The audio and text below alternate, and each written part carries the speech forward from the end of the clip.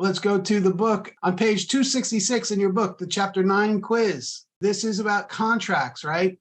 So contracts are going to be an important part of your test. Finance, which we're going to start tonight, is going to be an important part of your test. Agency that we did 7 and 8, that's going to be an important part of your test. Okay, so last week and this week, and into next week, when we start doing chapter 15 and closing the real estate deal, we're going to cover 60% of the questions you're going to get asked on the quiz in those 6 classes. There's a lot there. All right. All right. So number 1, to be enforceable, contracts for the purchase and sale of real estate would need all of the following things except, okay.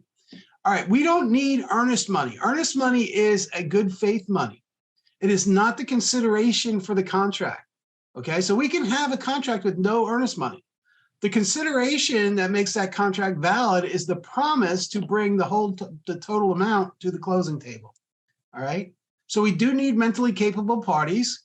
We do need mutually acceptable terms, and it has to be in writing and signed by all parties to be charged. Both parties obviously are going to be charged with something, me for bringing the money, somebody else for bringing the title. All right. Number 2, a real estate license gives the broker the right to B, fill in the blanks on the pre-printed standard forms. Please don't draft contracts. You will get it. The lawyers hate that we do that. Don't even draft addendums. Have a lawyer draft the language for addendums. It's against the Real Estate Commission rules, which makes it against the law because it would be the unlicensed practice of law.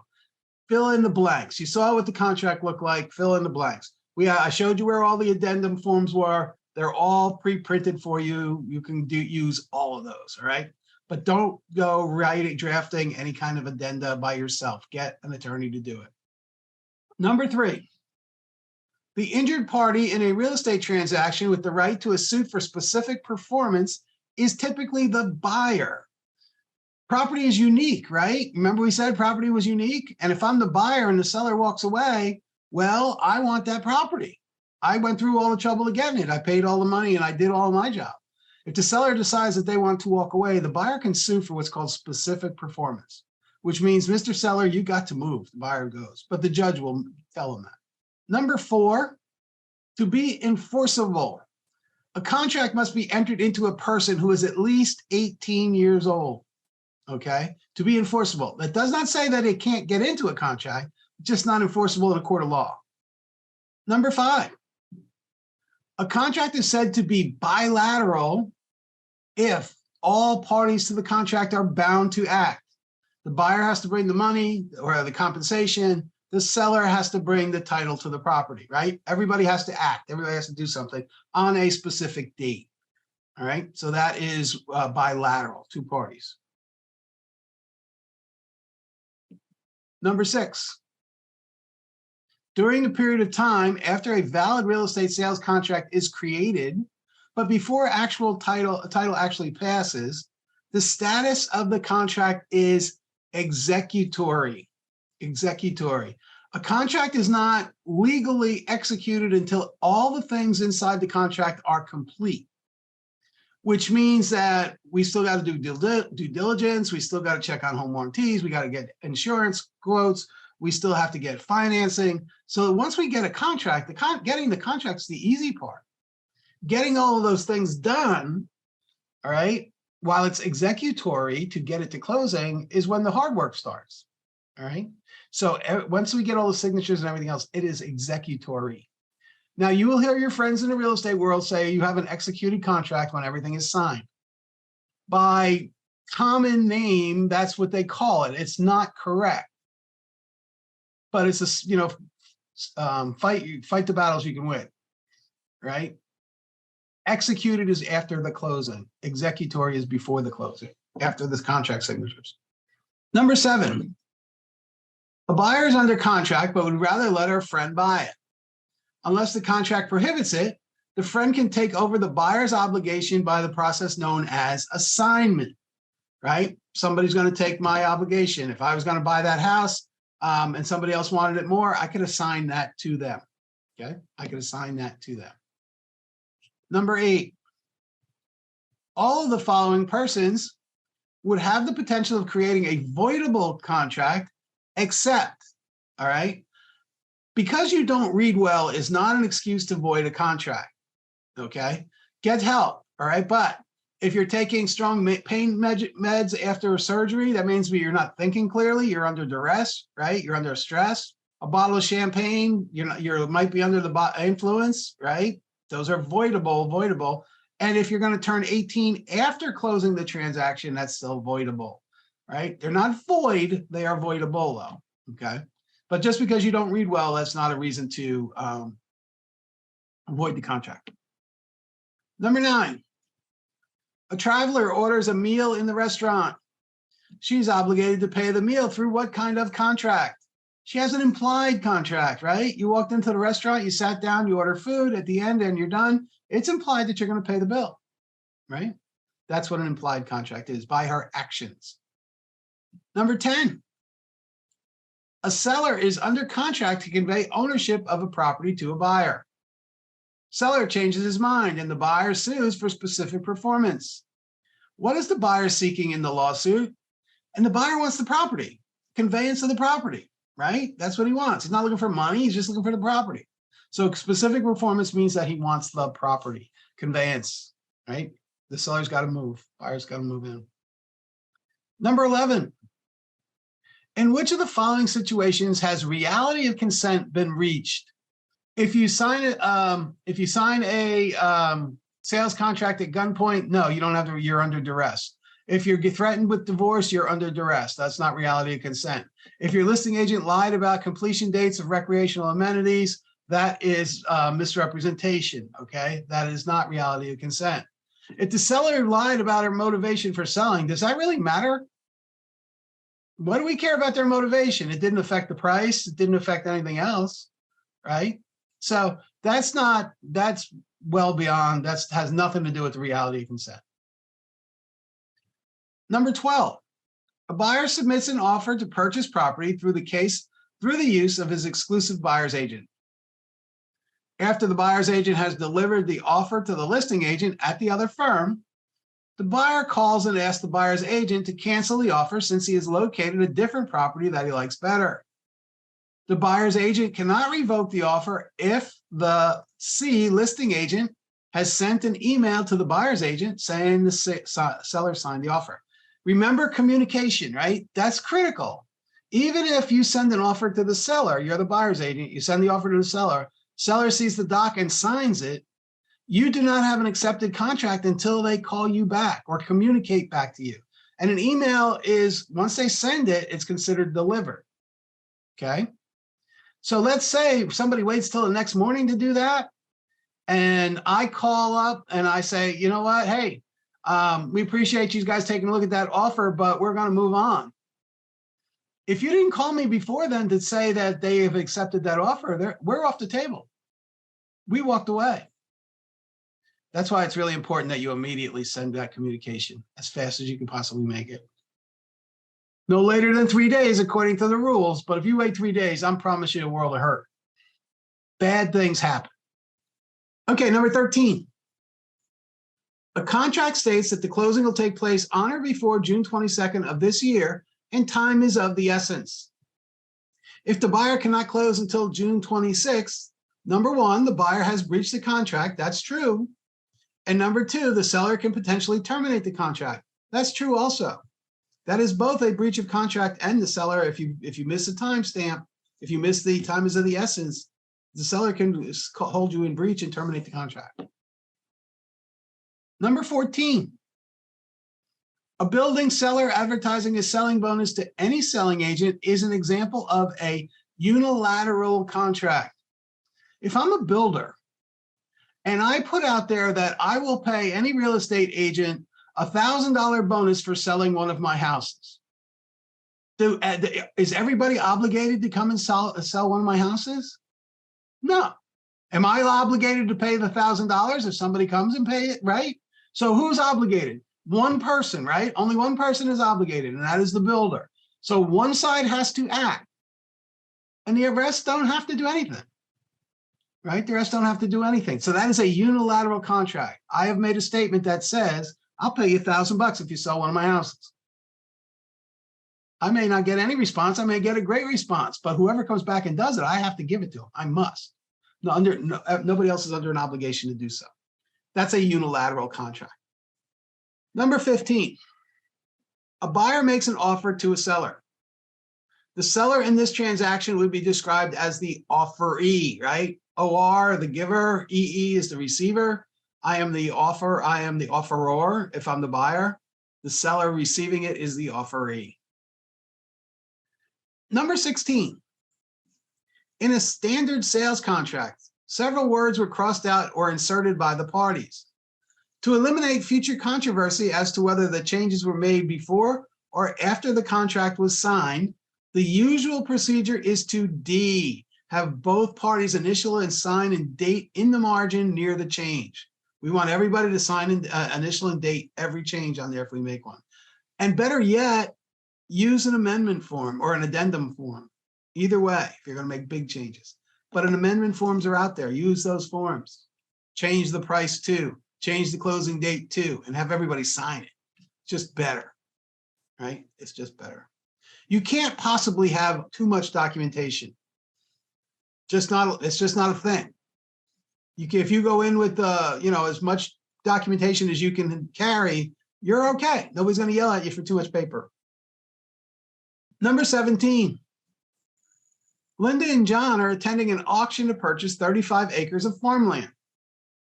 They were the high bidders, even though their bid was very low. The type of auction Linda and John attended was an auction without reserve, right? We talked about with reserve and without reserve. With reserve means that if I own that property and I have it for auction and I see it's not going to hit the price I want, before the gavel drops, I can take it off the market. I can say, all right, never mind, stop the auction. And we can do it another day. But if I sell it without reserve, that means I have to take whatever the highest bid is. Whenever that gavel drops, that's it. Boom, that's what I take. And they bought this without reserve, particularly because it was a low price. That would give me. Number 18. Under the Statute of Frauds, all contract for the sale of real estate must be C, in writing to be enforceable. In writing to be enforceable, right? We have to make everything in writing. There is no such thing as a verbal agreement anywhere. Number 19. If upon the receipt of an offer to purchase a property subject to certain conditions, the seller makes a counteroffer, the prospective buyer is D, relieved of the original offer. You don't have to accept a counteroffer. When they make a counteroffer of anything, it could be $1 or a day, doesn't matter. The original offer goes away, disappears. There is no longer any obligation under that original offer. So if you don't like it, even if it's just a minimum change of a date, you can still walk away, all right? Because that is not the original offer. And the last one, number 20, a broker has found a buyer for a seller's home. The buyer has indicated in writing a willingness to buy the property for $1,000 less than the asking price and has deposited $5,000 in earnest money with the broker. The seller is out of town for the weekend and the broker has been unable to inform the seller of the signed document. At this point, the buyer has only signed an offer. That's it. We've had no communication from anybody. So it hasn't been presented, so it hasn't been rejected, it hasn't been counteroffer. It's just simply an offer that's sitting out there waiting for somebody to respond or to time out, all right, to time out. Okay, so here's what we're going to do. We're going to go into chapter 10. We're going to finish up chapter 10, and then we'll get into the finance bit of it. But there's still a little bit we need to review in contracts, so we don't want to leave it too quickly. Now, we spent Tuesday night, a good deal of Tuesday night, going through our offer to purchase and sell, right? And purchase and contract, the OTPC 2T. When you get a chance, hopefully you had a chance to at least go back and read that. But if you haven't, spend some time just going back and reading that this weekend, because contracts are so critically important in the exam, and they're going to ask a lot of questions. So when we last left, we finished talking about due diligence in depth. And you really should read the contract, and it has that whole section number 4 that explains due diligence and what everybody should do. All right. And that's going to be very, very important. Due diligence is critical. But due diligence, now remember what we just talked about. Due diligence is what? Isn't that much like a unilateral contract inside the contract? Isn't it an option contract inside the contract? Because if I take 21 days due diligence and I give you $500, I'm buying time with that $500, right? But if can the seller get out of it during that period of time? No, the seller's stuck. Seller can't get out of it. So the seller must sell. Much like if the builder says he's offering me money, he's got to give me the money. The seller must sell. Does the buyer have to buy during that period of time? He can walk away for any reason or no reason at all. So he's not, for that period of time, what he bought with this due diligence money is he bought time to do the inspections and do all that other stuff. But in that particular case, time is of the essence. It can't go any further than that time allowed. But technically, the only one that has to act is the seller. The buyer can walk away and say, yeah, you know what, never mind. Right? If he walks away, no, his due diligence is kept by the seller. Right? Now, if the seller walks away, or if the seller decides that he's not going to sell, the seller is going to have to pay the due diligence back. The earnest money's got to go back to the buyer. And then the buyer can go to court and try to get all of the monies that he spent to acquire the property. So it has to be a material breach. So inspections, appraisals, right? Any kind of time and wear, he can go to the court and try to get that money back. And usually the court is pretty merciful on him. The next thing we're going to talk about, because we just talked about exactly what was here, due diligence fee and earnest money, contingency provisions. Let's say that we have that contract. And during our due diligence, we still have to wait for a loan. Now, it's supposed to be during the due diligence period, I'm supposed to get somewhat of approval.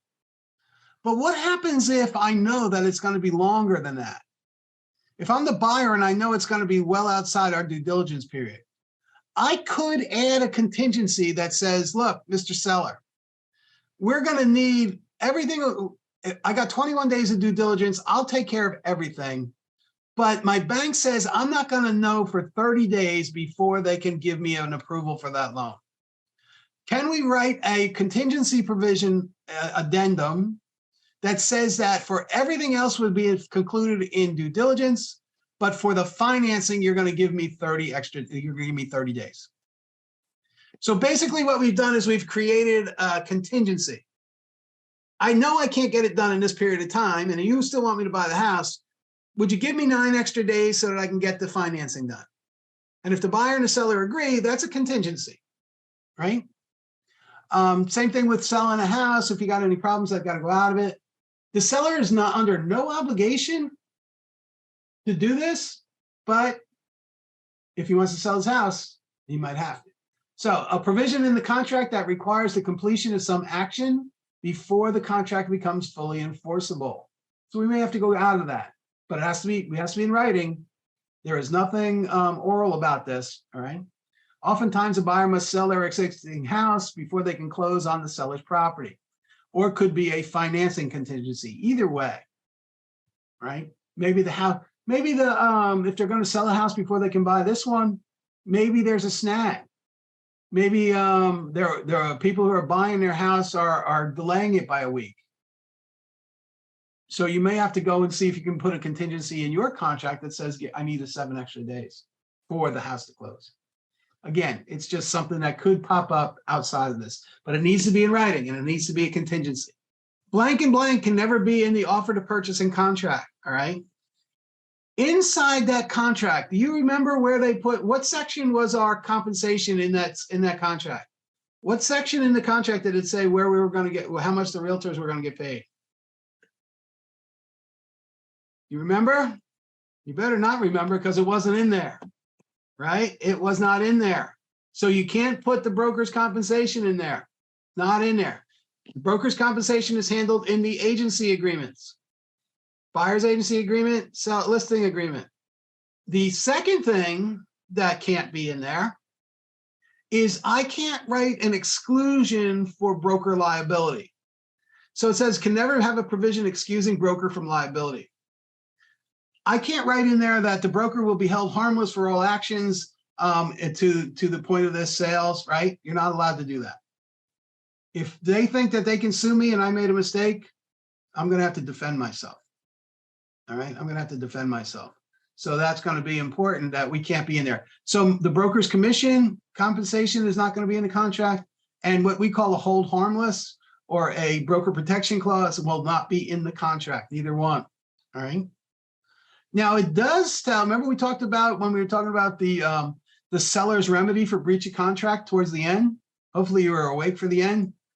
When you got there, we talked about what it was going to be. It was going to be what? Liquidated damages. It was going to be the earnest money, right? And so it spells it out in the contract that the earnest money is going to be liquidated damages. That's what the third bullet point here says. It does address the seller's remedy for breach of contract by the buyer. And that is they'll use the earnest money. Okay.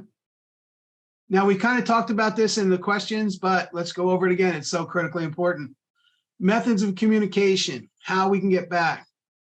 Offer becomes a valid contract once signed acceptance is communicated to the offering party or their agent. So Shamara's got to call me back or text me or scan me the contract and email it to me, anything, whatever that is, she's got to get it back to me and say, yes, it's been accepted. All right. So if we have seller subagency and buyer customer situations, it must be directly to the buyer. Let's say that the buyer's not working with an agent. The buyer has no agent. And I get an offer for my house and the buyer's working just as a customer. I get an offer for my house, for the house I'm selling. I can't contact their agent. It doesn't exist. I have to contact them in the same fashion I would contact their agent. Okay. So in the event that there is a buyer customer and she doesn't have an agent, you got to get in touch with that customer. Or much like we're talking about the mailbox rule and things of that nature, we got to send them a text or get in contact, right? You don't have an agent to go to and there won't be an excuse for that. So we talked a little bit about this mailbox rule, right? It only applies to the acceptance of the offer, not the original offer. I can't mail you by the mailbox rule, all right? And I can't reject it, all right? I can't reject it by the mailbox rule. I can only accept it by the mailbox rule. Second bullet point there says postmark the date determines when it was accepted, not when it was received. I walked in to the counter at the post office. I handed them the package that's going to go back to the buyer, the accepted offer. They're going to hand me a receipt that they got it, and that's delivered. That's it. That's communication. Okay. I can't tell how long it's going to take the post office to get there. So it's considered communicated at the moment the signed acceptance is in the possession of the United States Parcel Service. All right. So just quickly, at what point does it become communicated with email? Once it's sent.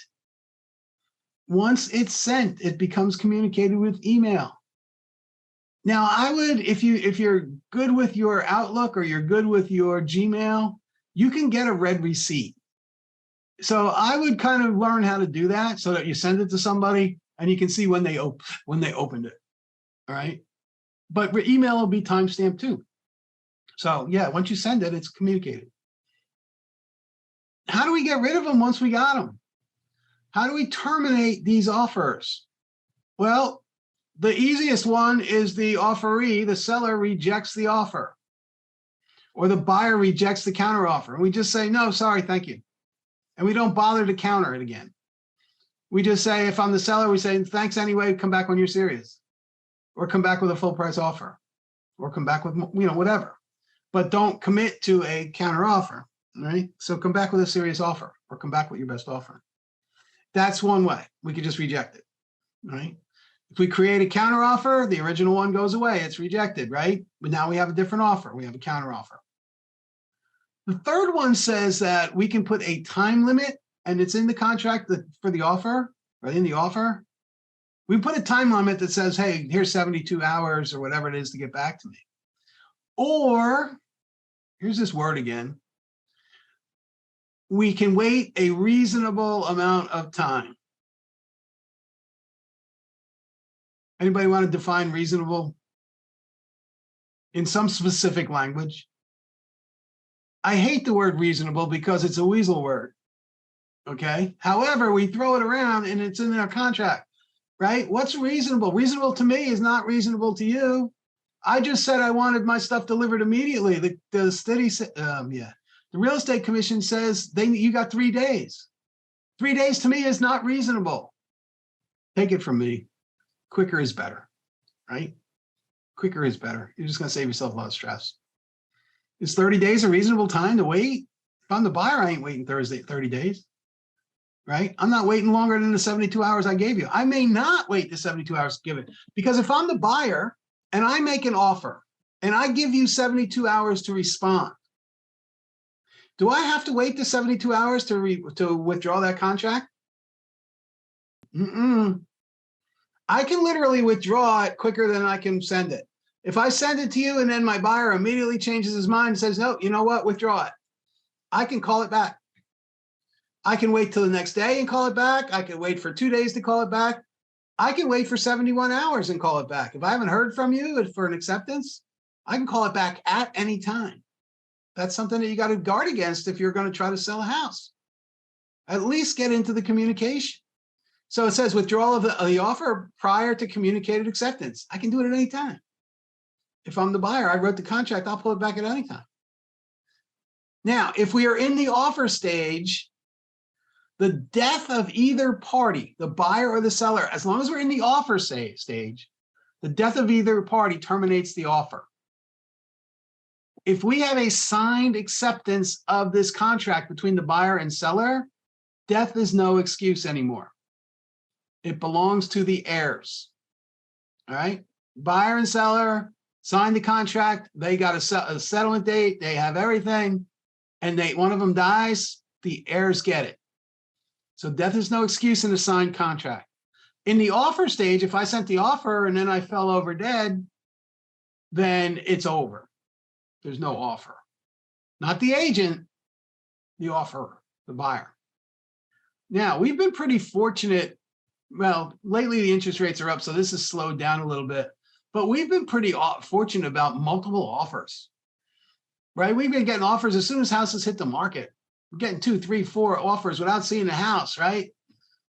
If I'm the broker for the seller, I'm going to need to disclose all of those offers in any order.